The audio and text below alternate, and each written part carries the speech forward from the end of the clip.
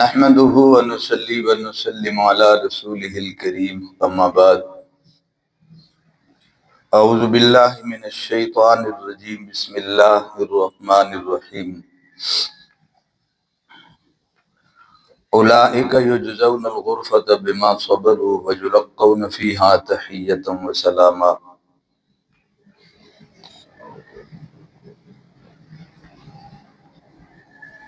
قال النبی صلی اللہ علیہ وسلم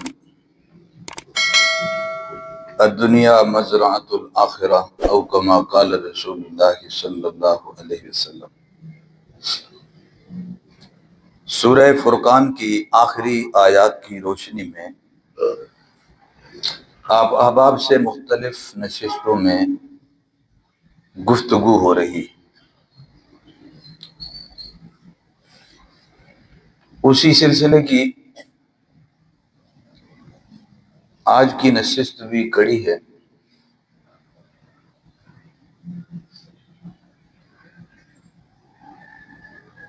جو آیت مبارکہ میں نے پڑھی ہے اس میں اللہ جل جلالہ نے اپنے بندوں کی، اپنے پیاروں کی، محبوب لوگوں کی اعمال کا بدلہ اور آخرت کی جزا اللہ نے بیان فرمائی ہے۔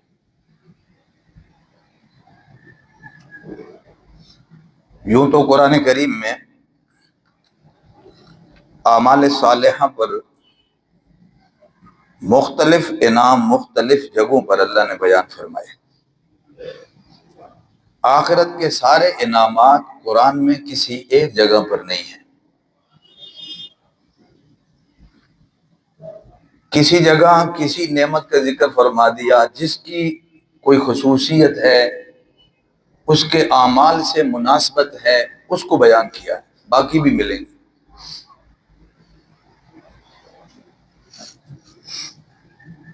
اس لیے یہ بات ذہن میں رکھ لینا ضروری ہے کہ یہاں جو آخرت کی جزا، آخرت کا ثواب، آخرت کا جو بدلہ بیان ہوا ہے، یہ نہ سمجھیں کہ بس یہی ہے، اور یہ نہ سمجھیں کہ بس اتنا ہی ہے۔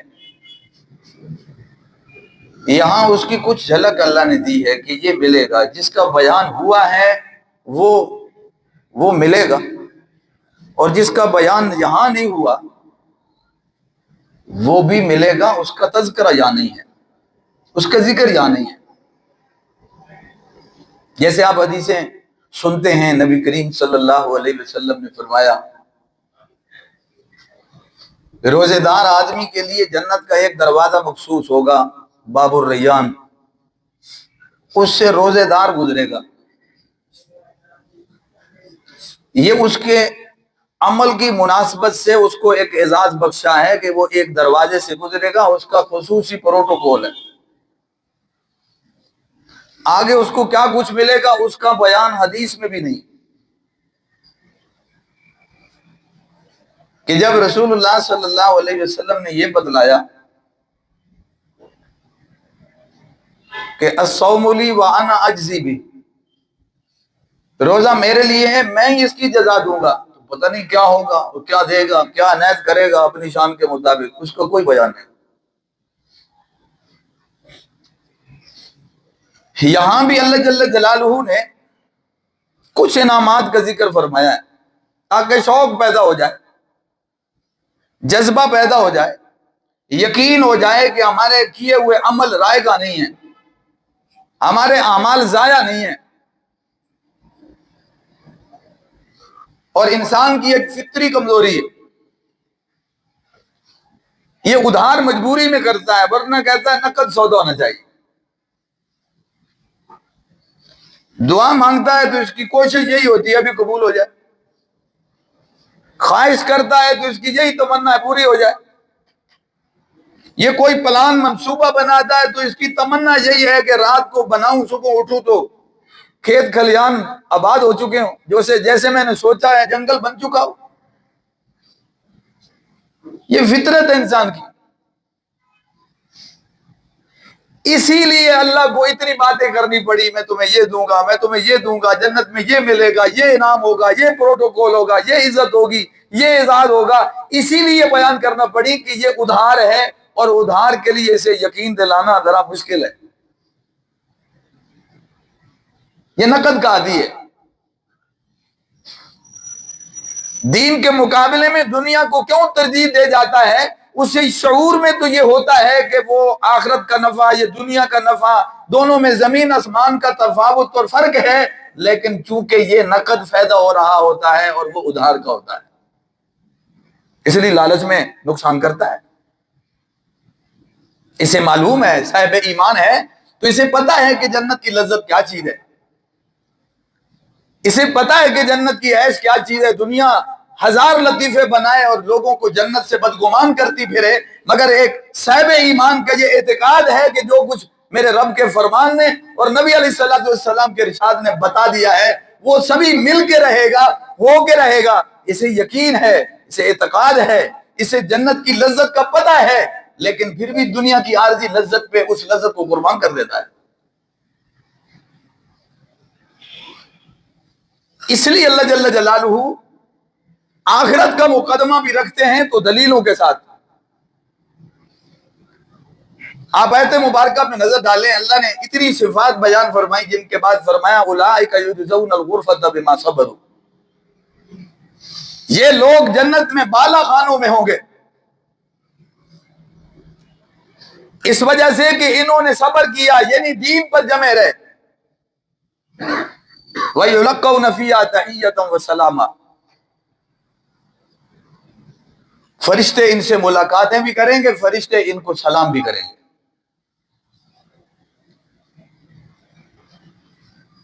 یہ اعمال کا بدلہ بتایا، تمہارے اعمال پر، تمہارے دین پہ جم جانے پر، صبر کرنے پر تمہیں یہ اجر ملے گا۔ ورنہ اللہ نہ بتائے، کوئی وجہ بتائے بغیر کسی کو جنت میں ڈال دے اور وجہ بتائے بغیر جہنم میں ڈال دے، اللہ سے کون پوچھنے والا؟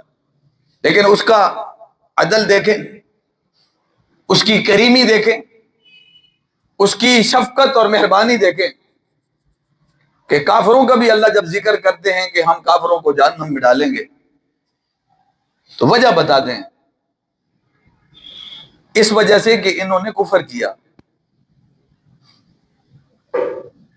ذالک بانہم کفروا، ہم کیوں جہنم میں ڈالیں گے؟ ان کے انکار کی وجہ سے۔ ان کو کیوں جنت میں داخل کرنا ہے؟ ان کے اعمال کی وجہ سے۔ مقدمہ پورا سامنے رکھا جا رہا ہے، ورنہ اللہ وجہ بتانے کے پابند نہیں۔ آج اپنے گھروں میں دیکھیں، چھوٹی چھوٹی حکومتیں، ماں باپ ساری اولاد کو وجہ بتا کے نہیں چلتے کہ میں نے اس کو مارا کیوں ہے، میں اس کو غصے کیوں ہوا ہوں، اور یہ جرت بھی نہیں ہوتی کہ وہ پوچھ لیں کہ اسے کیوں مارا ہے۔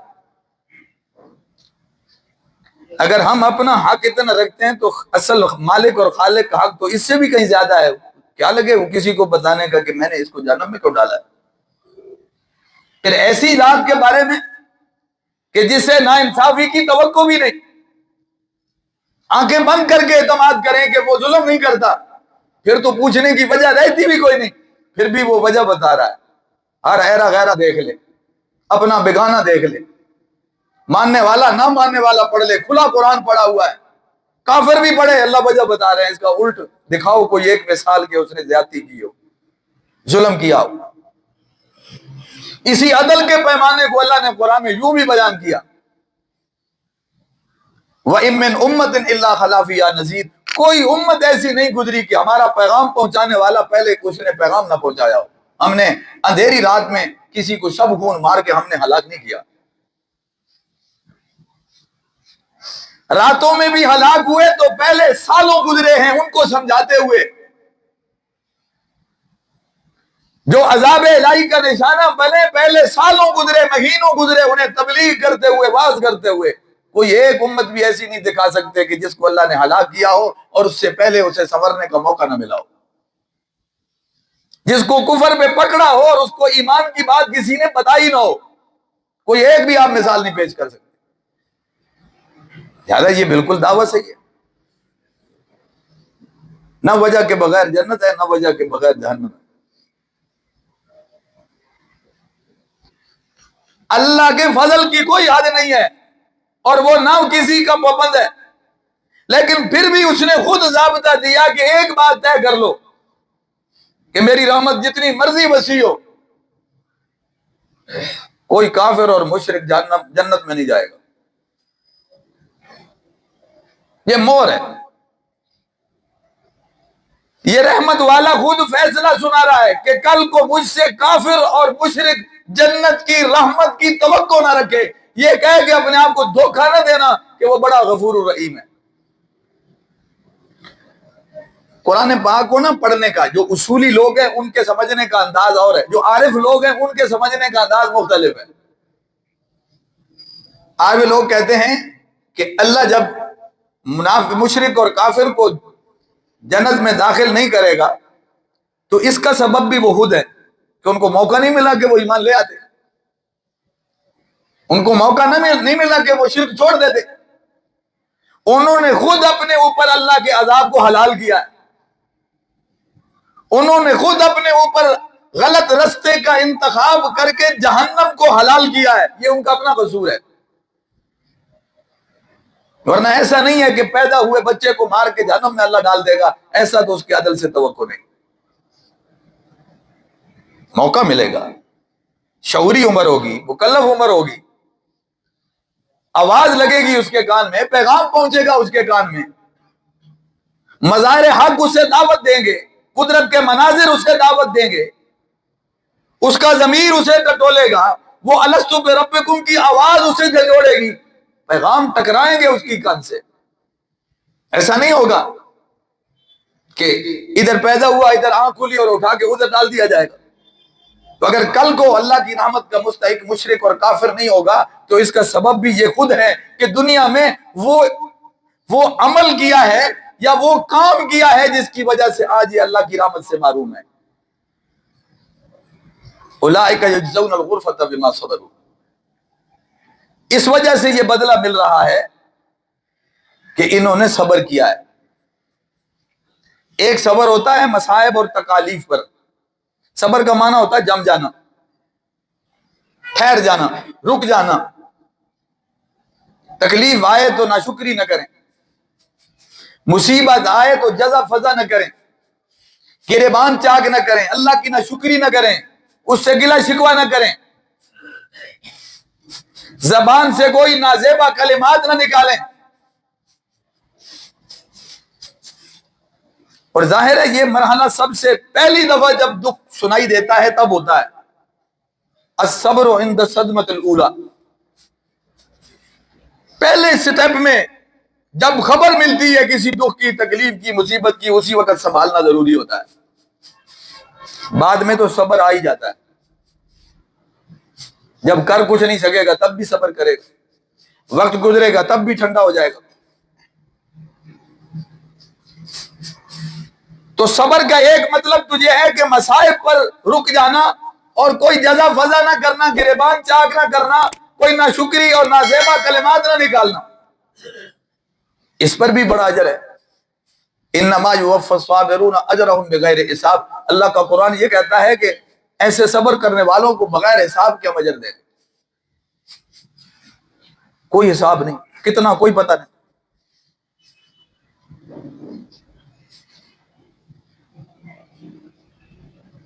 اور اللہ نے قرآن پاک میں صبر کو نماز کے ہم پلہ بنایا کہ بعض شارٹ کٹ طریقے ہوتے ہیں اللہ کی مدد حاصل کرنے کے، فوری مشکل سے نکلنے کے۔ آپ نے دیکھا اب تو آسان ہے بات کرنا، گاڑیوں میں دیکھیں آپ کو ایمرجنسی دروازے نظر آئیں گے کہ آپ یہاں سے لاک کھولیں یا تھوڑا ماریں، جلدی سے باہر نکل جائیں اگر کوئی گاڑی کے ساتھ حادثہ ہو جائے تو۔ ایمرجنسی دروازہ بسوں میں بھی اور گاڑیوں میں بھی اور ہوائی جہاز میں بھی آپ کو پیراشوٹ کی سہولت میسر ہوگی، آپ ہنگامی حالت میں آخری حربے کے طور پر اسے شارٹ کٹ استعمال کریں اور نکل جائیں۔ مصائب اور مشکلات میں شارٹ کٹ راستہ بھی ہے، جلدی آپ مدد لینا چاہتے ہیں، ایمرجنسی میں اللہ کی مدد چاہیے آپ کو،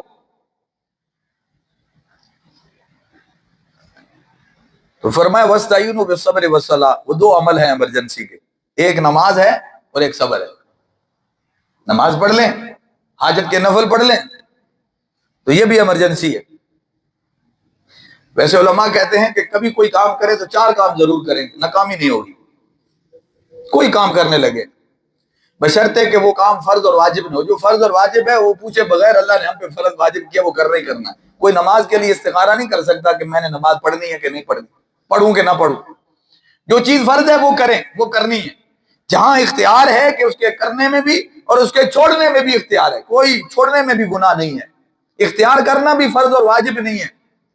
یہاں رشتہ کرنا ہے کہ نہیں کرنا, یہ کاروبار کرنا ہے کہ نہیں کرنا, میں یہ شہر چھوڑ کے دوسرے میں چلا جاؤں کہ نہیں, یہ مکان بیچ کے میں دوسری جگہ پہ لے لوں کہ نہیں, یہ ساری باتیں اختیاری ہیں. نہ یہ فرض ہے نہ وہ فرض ہے, نہ یہ چھوڑنا گناہ ہے نہ وہ چھوڑنا گناہ ہے. جانبین برابر ہے, اجازت بھی ہے, یہاں رہیں وہاں رہیں. تو 4 کام کریں کبھی ناکامی نہیں ہوگی. اس میں نمبر 1 استخارہ ضرور کریں. استخارے کا معنی ہے اللہ سے مشورہ, اور دوسرا لوگوں سے بھی مشورہ کریں اس معاملے میں جو سمجھ رکھتا ہے. ہر معاملے کو ہر بندہ نہیں جانتا. آپ کے کسی عمل میں دینی میٹر ہے تو دینی آدمی سے مشورہ کریں. کاروباری معاملہ ہے تو کاروبار کی سوجھ بوجھ رکھنے والے سے مشورہ کریں.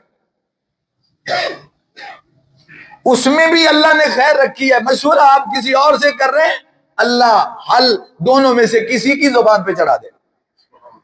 سنت ہے میرے نبی کی, طریقہ یہی ہے.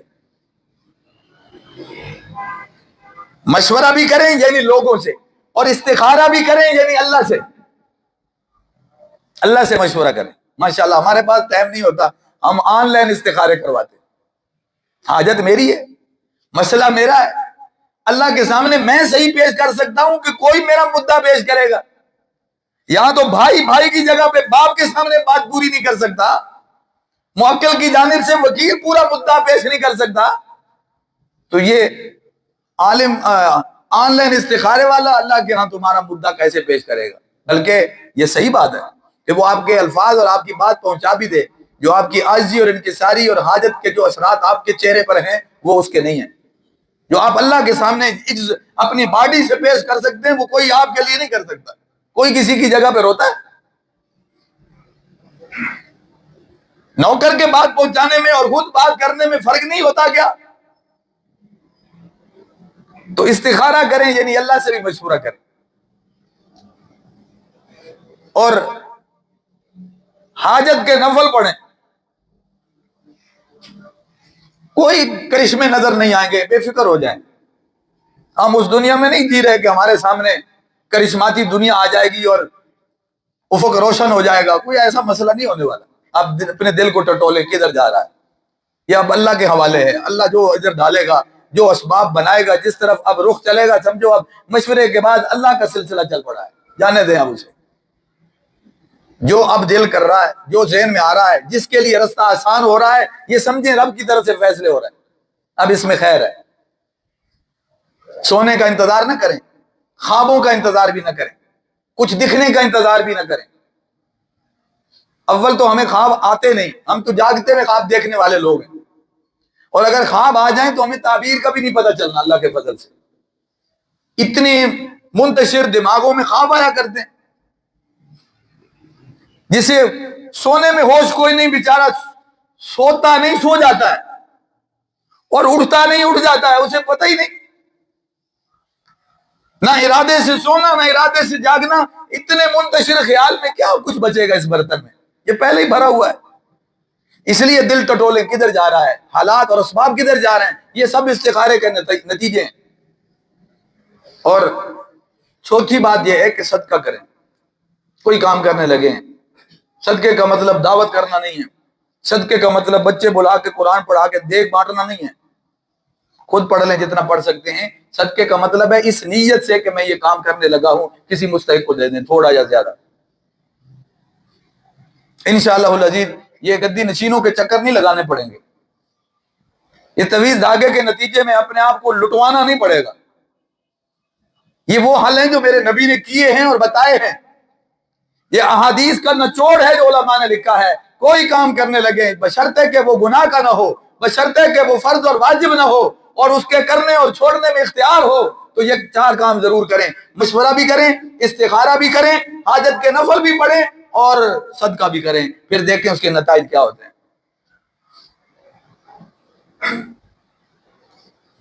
تو نماز شارٹ کٹ ہے اللہ کی مدد کو حاصل کرنے کے لیے, اور صبر بھی شارٹ کٹ ہے اللہ کی مدد کو حاصل کرنے کے لیے.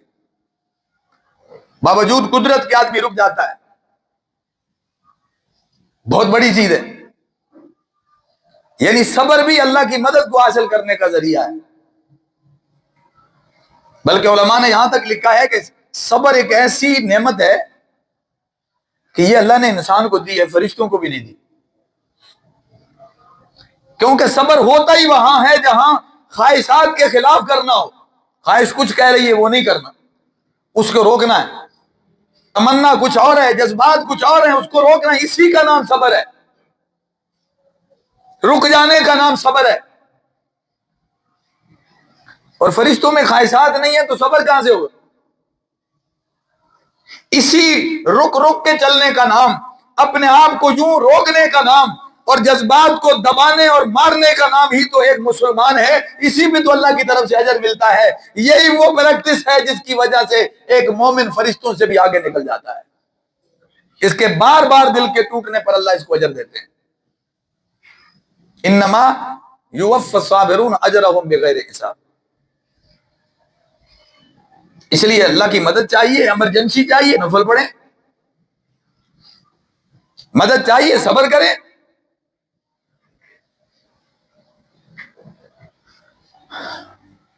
اور اصل کمال ہے دین پہ جم جانا,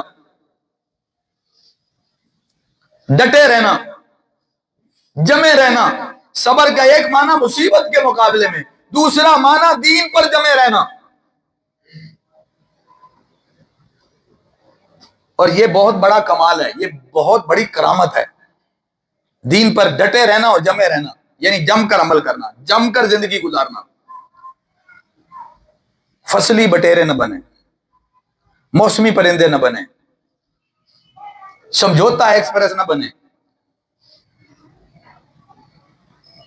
کاروباری اور سوداگر نہ بنے کہ مطلب ہو تو سجدہ ریز ہو جائے, نہیں تو چھوڑ دیں.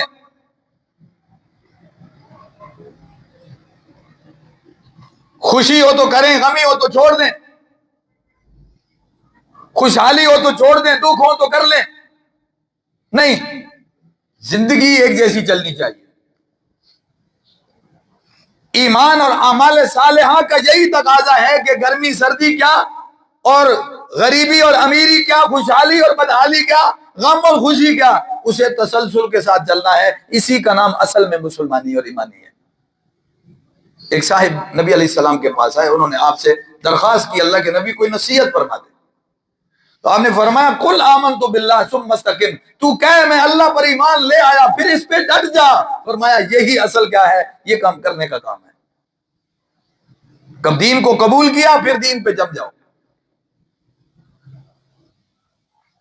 قرآن پاک میں ہے, اللہ فرماتے ہیں ان الذین قالوا ربنا اللہ ثم استقاموا, جنہوں نے کہا اللہ ہمارا رب ہے پھر اس پہ ڈٹ گئے, پھر راہ نہیں چھوڑی,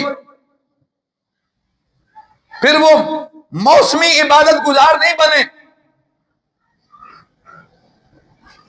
پھر مفاد والے عبادت گزار نہیں بنے, تسلسل کے ساتھ چلتے رہے. فرمایا یہی لوگ ہیں کہ جن کو اللہ یہ انعام تو دے گا کہ فرشتوں کا نزول ہوتا ہے, اللہ کی خاص رحمت کا نزول ہوتا ہے, لیکن ایک بڑے انعام کا بھی اللہ نے یہاں اعلان کیا. فرمایا یہ وہ لوگ ہیں وَلَكُمْ فِيهَا مَا تَشْتَهِي أَنفُسُكُمْ وَلَكُمْ فِيهَا مَا تَدَّعُونَ. تمہیں وہ تو ملے گا جس کا ہم نے وعدہ کر رکھا ہے. تم نے دیکھا نہیں جنت کیسی ہوگی, نہ تمہاری آنکھ نے دیکھی, نہ تو کان نے سنی, نہ دل میں کوئی آئیڈیا اور تصور آیا کیسی ہوگی. بس صرف کوئی نشانیاں مثالیں دے کے تمہارے دلوں میں بات اتارنے کی کوشش کی گئی ہے, ورنہ حقیقت نہ یہ موتی وہ ہیں, نہ وہ پھل وہ ہیں, نہ وہ حوریں وہ ہیں, نہ وہ باغ وہ ہیں, نہ وہ پانی وہ ہیں, نہ وہ ذائقے وہ ہیں. یہ صرف سمجھانے کے لیے تعبیریں ہیں. جب یہ بات کر دی تو یہ حقیقت ہے کہ کسی آنکھ نے دیکھا ہی نہیں, کسی کان نے سنا ہی نہیں, کسی دل میں تصور ہی نہیں آیا آپ گویا سمجھ ہی نہیں سکتے کہ وہ کیا چیز ہے، لیکن وہ تو ملے گا جو ہم نے وعدہ کیا ہے، وہ بھی ملے گا جو تم خواہش کرو گے، قرآن کہہ رہا ہے، کیونکہ دنیا میں تم نے ہمارے لیے خواہشات کو دبایا، یہ جہان ہی ایسا تھا، اس میں بہت کچھ خواہشات کے خلاف ہوتا ہے، تمناؤں کے خلاف ہوتا ہے، سہنا پڑتا ہے، برداشت کرنا پڑتا ہے۔ یہ دنیا میری اور آپ کی مرضی کتابیں نہیں، میرا گھر نہیں ہو سکتا، دنیا تو بہت بڑی ہے، میری اپنی پرسنل زندگی میری مرضی کے مطابق نہیں چل سکتی۔ علی المرتضیٰ رضی اللہ تعالیٰ عنہ کا مشہور قول ہے کہ آپ نے رب کو کیسے پہچانا؟ فرمایا میں نے رب کو پہچانا، رب تو ربی بنسخ العزائم، بڑوں بڑوں کے منصوبوں کے ٹوٹنے سے میں نے اپنے رب کو پہچانا ہے۔ کوئی چاہتا ہے میرا پروگرام ختم ہو جائے، کوئی چاہتا ہے میری شادی اندھیری چلے اور ٹینٹ اڑ جائیں، کوئی چاہتا ہے برات کے دن جنازہ اٹھے، کوئی چاہتا ہے میرا پروگرام کینسل ہو جائے، کوئی نہیں نہ چاہتا، تو پھر بھی ہو رہا ہے، تو اس کا مطلب ہے جو چاہ رہا ہے وہی طاقتور ہے۔ تو میں نے بڑوں بڑوں کے عزائم کے ٹوٹنے سے اس کو پہچانا ہے کہ وہ جو عزم کرتا ہے وہ پورا ہوتا ہے، جو وہ چاہتا ہے وہ کر دکھاتا ہے، فعال لما یرید، اس کا جو کام ہے وہ ہو کے رہتا ہے، تو پھر وہی رب ہے جس کا کیا بدلتا نہیں ہے، اور جس کا کہا بدلتا نہیں ہے، اور جس کا کیا رکتا نہیں ہے، وہی رب ہے۔ فرمایا دنیا میں تم نے خواہشات دبائیں، تو اب آخرت میں تمہیں ایک موقع یہ بھی ملے گا کہ جو ہم نے تمہارے لیے دسترخوان تیار کیا ہے وہ تو ملے گا، جو تم طلب کرو گے اسپیشل وہ بھی ملے گا۔ ایک ہوتا ہے مینیو، وہ تو اللہ نے بنا دیا کہ یہ کچھ ہوگا، ایک ہوگا تم اسپیشل بھی اگر کچھ مانگنا چاہو گے وہ بھی مل جائے گا۔ کتنا بڑا پروٹوکول ہے، اس لیے فرمایا اولئک یجزون الغرفۃ بما صبروا، یہ آخرت کا انعام اس وجہ سے کہ انہوں نے صبر کیا، مصائب پر صبر کیا تب بھی ٹھیک ہے، اور جن اعمال کا پچھلی آیتوں میں ذکر آیا ہے ان پر کاربند رہے اور پابند رہے، استقامت اختیار کی، اس وجہ سے بھی یہ اجر ملے گا۔ اللہ سے دعا ہے اللہ ہم سب کو دین پر استقامت نصیب فرمائے۔ وآخر دعوانا